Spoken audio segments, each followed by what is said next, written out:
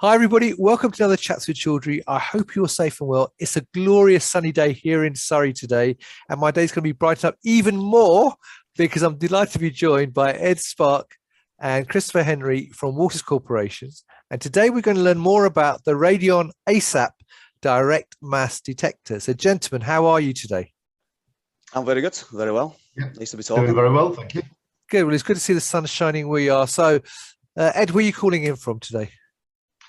So I'm up in Glossop in North Derbyshire, and yeah, it's absolutely gorgeous out here today. It's lovely.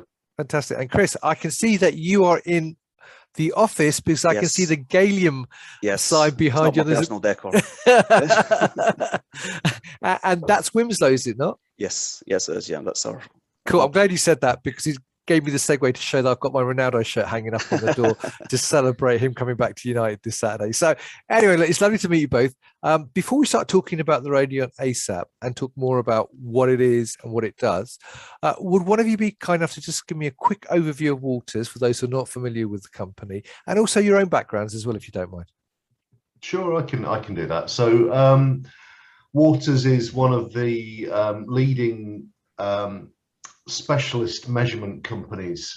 We manufacture and sell mass spectrometers, liquid chromatography, supercritical fluid chromatography, and a lot of the consumable streams that go with those. So columns for chromatography and that kind of thing as well.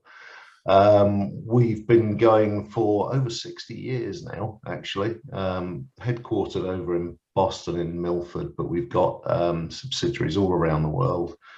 And we serve all different kinds of industries, from pharmaceutical through to food manufacturing, through to forensics and various other bits in between as well. So, so that's kind of a brief overview of Waters, I guess. So I'm Ed Sprake. I'm one of the product management team at Waters for the mass spectrometry side of the business. I've also got a master's in chemistry, and I did my degree in analytical chemistry first off. I used to work at Avicii and Zeneca Specialties as well, dealing with all sorts of wonderful and novel chemistries. So I was a scientist in the past. I've been a little bit out of the lab for a couple of years now, but I think the science is going to be adequately covered by our colleague Chris. Fantastic. Well, over to you, Chris. What's your background? Well, I joined Waters in 2013. My background's mainly in industry. So I worked basically in small molecule pharma, doing LCMS solutions.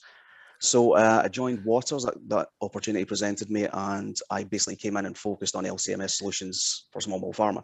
So that's what presented me with the opportunity to work with RADIAN. So that's how it landed in my lap. So brilliant. Okay. Almost literally in your lap, I guess. Yes. So let's talk about RADIAN. So first of all, basic question. What is RADIAN ASAP? And, you know, what is a direct mass detector for someone like me who's a layperson and doesn't work in a lab? So perhaps we could start with that. Sure. So I'll take that one again. So RADIAN ASAP, the name says a lot about it when you know a bit more about the technology. So RADIAN kind of is a contraction of rapid direct analysis. Right. And that's essentially what it's designed to do. It's a compact little thing. It's about, to say, probably that wide, that long. It's a very small, diminutive box, doesn't take up a lot of space. And it allows you to very quickly get an idea of what's in a sample. And it does that by using mass spectrometry. So the ionization technique that we used is ASAP, which is atmospheric pressure solids analysis probe. Now, that's a technology that's been around for a while, and despite the name, it can actually do solid samples and liquid or solutions. It can also do slurries and heterogeneous mixtures as well. So it's a quick, simple way of getting a kind of broad look at what's in that sample. Now, with RADIAN, what we've done is we've actually taken the technologies that have been there for a little while and And we've kind of taken a step back from it and actually looked at that kind of dedicated workflow. So we've looked from the point of taking the sample to the point of getting the results, and tried to kind of streamline that and actually design the instrument around that workflow specifically, rather than the ionization technique being able to be used on multiple different instruments. So there's always compromises that you have to make there. We've also added in a couple of opportunities to do real-time kind of data analysis and get real-time results out the system as well. So essentially you put your sample in and it can then library match against a compound library, or it can match against a multivariate statistical model that you've actually produced. So it can tell you whether your sample is similar to something that you've looked at before, or it can tell you if there is a compound that's in the library in that sample. So it's a very quick and easy way to get a rough idea of what's in your sample, basically. Right, okay. Chris, you got anything to add to that at all? Yeah, well, I've actually got a little demo here just to give an idea, to put some kind of bones on what Ed just said there. So we have the capillary here and the capillary holder, right? So very simple. You just press a little button on the side here. Obviously, I'll be wearing gloves in a lab, but for the purposes of this, you literally just drop it in, let it go, and it's now gripping it. So you dip that into your sample, your slurry, whatever, and you place it in the slider. So this is easier when it's actually attached to the instrument, but I'll give it. So you just pop it in like that, and that introduces your sample to the source where it gets volatilized and ionized, and it's as simple as that. The acquisition starts. It's been queued up in mass links, and that's you. It's literally as simple as that. Right. Okay. So the question is, I mean, I know it's been out for a little while, not very long though. So what were the customer challenges and needs that led you to develop it in the first place? Well, I'll take that one, Ed, if you want. Yeah. So certainly from a pharma perspective, process chemistry, where you take a discovered drug and you want to scale it up and optimize it for commercialization, that involves a lot of, like what Ed alluded to, slurries. You've got mixtures, like quite concentrated mixtures of catalysts, semi-soluble, soluble, some that is not amenable to chromatography without significant cleanup. And when you clean up that sample by, say, filtration, or maybe using a universal solvent, you're losing information at the point of sampling. Right. So by just dipping the rod in the slurry and then injecting, you are getting the picture taken of what you've just sampled when you sampled it. And I think that's something novel that Radian brings. Right. Okay. And also in route design, where you're dealing with the best way to generate an API, there's a lot of dead ends, there's a lot of failure because you're trying things that doesn't work. This allows you to fail fast. So you can dip in, right, I've not made my compound, or I'm starting to generate an impurity, I need to add more of this, I can quench it. So you're just getting that. It's a rapid turnaround to get to the endpoint you want to get to. Right. Okay, cool. Ed, have you got anything to add to what Chris said? Well, I think for the farmer area, that's captured it pretty much perfectly, to be honest. Better than I could have done. It's just that rapid way of getting a look at your sample. So right, okay. And I know you touched on some of these already. So you talked about how it works, but are there any other benefits that it offers to end users apart from the ones that you've already mentioned? It's still staying within pharma. We're also generating some interest, talking about what Ed was talking about, the LIVEID and the model building is looking at counterfeit tablets. It's almost like a triage for a quick decision on counterfeit tablets. So you can just you can scrape some of the tablet onto the rod, again, directly inject it with no prep. And you can get, I mean, for Radian, it's probably going to be gross impurities or absence of API, but that does happen. And it's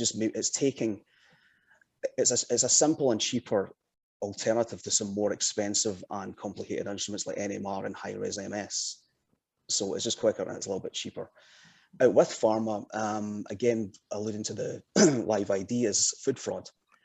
So herbs and spices, edible oils, that type of thing are quite prominent candidates for food fraud, for swapping out cheaper alternatives. So you can get that rapid profiling of a sample, and you can see whether that matches the expected profile of, say, like a palm oil or an olive oil, something like that. So again, it's just that quick, rapid decision making. You could say there's something dubious about this, maybe submit it for more intense scrutiny with higher end. So you're sending more relevant candidates for the expense of interrogation on like a high-res instrument. Right. Okay. Yeah. Ed, anything else to add to that? No, that's great. Yeah, if I can just, sorry, I'm just going to take over here, Ed. Sorry, I'm going to, I'm on a roll.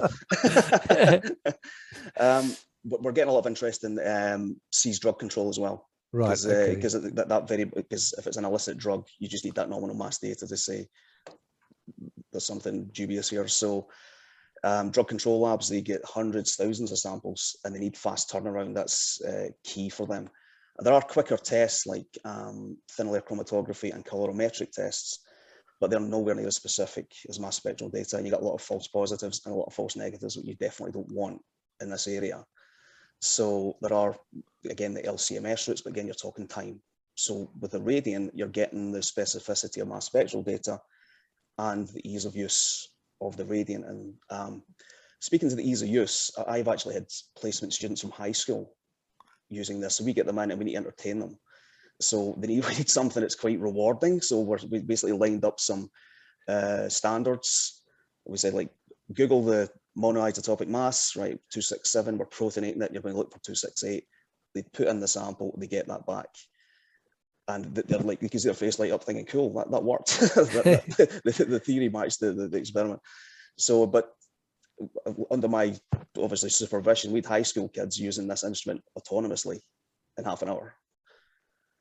I think that's a reflection, isn't it, of how technology in general, but also particularly in pharma, you've seen the trend to ease of use and smaller footprint, basically. I think that's a trend for all instrumentation, I would think, that you tend to see now across pharma, and people are doing it. So you talked about those. What other applications and markets then would you see benefit from this technology?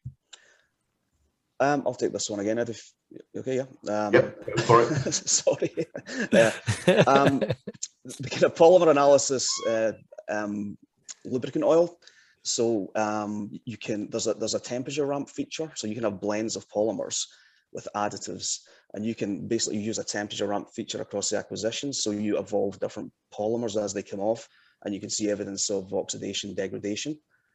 So that's another, but we see opportunities in soil analysis, water analysis, something you just need to, there's not necessarily a scientist in using it, but we just need to get a quick look-see and get some important information from it. Right, cool. And Ed, have you got anything else to add to that?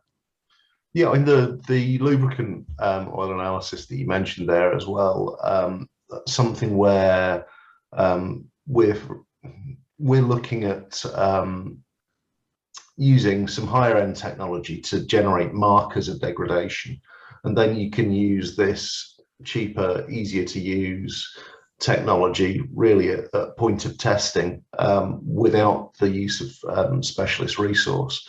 So what you can do is you can take the results from the high end and then go and look for that as that kind of first triage step using the Radian instrumentation. And it's not limited to just lubricant oils. There are other things that we can do with that as well. So yeah, the other thing we've not mentioned yet as well is it's a great academic teaching tool, and I guess that kind of links into the high school kids thing actually. But it's something that we've had in a few university labs, and they've come back and said this is great. This allows us to demonstrate that that kind of initial how a mass spec kind of works type stuff, and let people get hands-on with it because they can actually use it themselves. So there's lots of stuff that we can potentially do with this, and it's not limited to kind of what we've spoken to today. There are all sorts of other ideas out there, and that's kind of what we'd expect, really. So. Fine. Well, that leads nicely to my next question, actually, which is, how do you see the technology developing in the future? Well, I can take that one. So there's all sorts of ways. I mean, I think Radian has given us a really, really good first step into getting an instrument which is kind of small and accessible for this type of ambient ionization technology. but the kind of futures could go many different ways. And in part, I think that depends on where people want to use it. So this is a lab-based instrument at the moment, but do people want to take this outside the lab? Do we want to do testing outside the laboratory somewhere? In which case we'll have to put various different safeguards in place and various bits and pieces. At the moment, it is a one-shot thing. So it's a manual sampling, and it's a very, very quick manual sampling, but do people want to rack up 10, 20, 100, sure, goodness knows how many samples? So how do we look at this with automation? Are there other ionization techniques that we can introduce with this concept and then kind of essentially customize the workflows to make them accessible and to make them easy to use or easier to use? So there's all sorts of ways that we could potentially take this, and really what we're looking for is for feedback from our customers and from people who want to do these specific jobs with this type of technology, and we can work with people to make those ideas reality essentially in the future. So yeah, it's got many different avenues to it, but I think really it's going to be customer led, it's going to be customer driven and dependent on what people actually want to do with the technology. Yeah, that's a very good point. I mean, your point about automation was something I was thinking about when you're talking about the sampling, because that is the way that a lot of things are going now, aren't they? Particularly if you're looking at sort of scaling up things, then you need to have that automation process built into it, don't you, when you do that? But that's really interesting. Chris, have you got anything else to add to what Ed just said about looking at future applications? No, I think Ed summed it up nicely. Perfect. Well, look, that's perfect, because if people have got any ideas or views on this, then watching this video, please add them in the comments below, because I'm sure Ed and Chris would love to hear your views on that. So final bit then, where can people get more information about the RADIAN ASAP?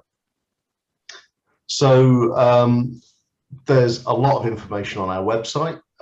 So it's worldwideweb.waters.com/RADIANASAP. So it's a nice, easy one to remember. There's an awful lot of information on there in terms of application notes, a little bit more detail. If there's any questions that people can't find answers to, and I'm sure there will be some, please do feel free to get in touch and we'll do our best to answer those questions. Brilliant. Okay, well, look, that sums up this interview, but I really appreciate you guys taking the time out to talk to me today. I've learned something new today. Hopefully the viewers have as well. So all that stuff we say is, viewers, if you've got any questions for Ed or Chris, please feel free to leave them in the comments below the video, or you can message them directly. They're both on LinkedIn, I'm sure, so you can message them on that as well. Check out the link to the Waters website directly to RADIAN ASAP, and you can get all the app notes and so on, and get more information there as well. So Chris, Ed, thank you very much for your time. The only thing, Ed, I was thinking in the back of mine is I'd love to have heard you play the guitar. So when Chris was sort of taking over, you could play some background music in there actually to fill in. So thank you very much for taking the time to talk to me. It's been really interesting. And I hope the sun continues to shine where you are in Derbyshire and in Wimslow as well, in Greater Manchester, and have a wonderful week. And viewers, thank you very much for watching. I hope you found that useful. As I say, check out the link above the video, leave questions below the video, and get in touch with Chris and Ed if you've got any questions. Until next time, as always, stay well and stay safe. Bye-bye.